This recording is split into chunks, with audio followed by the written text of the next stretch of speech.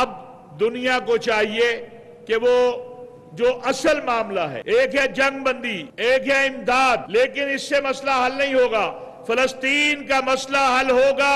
ایک آزاد خود مختار فلسطینی ریاست کے قیام سے، جس کا دارالخلافہ القدس شریف ہو۔ اور اس کے پیچھے اس وقت آپ نے دیکھا ہوگا کہ پوپ فرانسس کا بھی جو بیان آیا ہے وہ بھی اسی طرح کا ہے اور اسی حوالے سے ہے۔ اب دنیا کو اور اسلامی دنیا کو بالخصوص اسلامی تعاون تنظیم، کیونکہ اس کی سربراہی اس وقت مملکت سعودی عرب کے پاس ہے، اس وقت سعودی عرب، ترکی، ایران، قطر، مصر، پاکستان، سب کا موقف ایک ہے، اور یہ ایک ایسی فرصت ہے، ایسا وقت ہے کہ جس میں اسلامی دنیا کو آگے بڑھنا ہے، اور ہم جو پاکستان کا اس میں کردار ہے، جتنا کردار پاکستان ادا کر سکتا ہے وہ کر رہا ہے۔ کچھ چیزیں ذرائع ابلاغ کے ذریعے آپ کے سامنے آتی ہیں، کچھ جو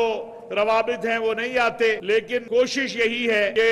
جلد از جلد جنگ بندی ہو اور مظلوموں تک امداد پہنچے، غزہ دوبارہ آباد ہو، اور انشاءاللہ غزہ دوبارہ آباد ہوگا۔ غزہ کے مکین اپنے گھروں میں آج بھی موجود ہیں، وہ اپنی زمین چھوڑ کر نہیں گئے۔ اسرائیلی بربریت کو، سفاکیت اور وحشت کو ختم ہونا ہے، اور الاقصی کو آزادی نصیب ہونی ہے، اور وہ وقت اب قریب آتا چلا جا رہا ہے۔ اس حوالے سے میں سمجھتا ہوں بہت بڑی ذمہ داری جو بڑے اسلامی ممالک ہیں ان کے اوپر آتی ہے، اور اس وقت جو مصر سے امدادی قافلوں کا جانا ہے، اقوام متحدہ کی نگرانی ہو یا جو بھی، اس میں اضافہ ہونا چاہیے، اس میں رکاوٹوں کو دور ہونا چاہیے۔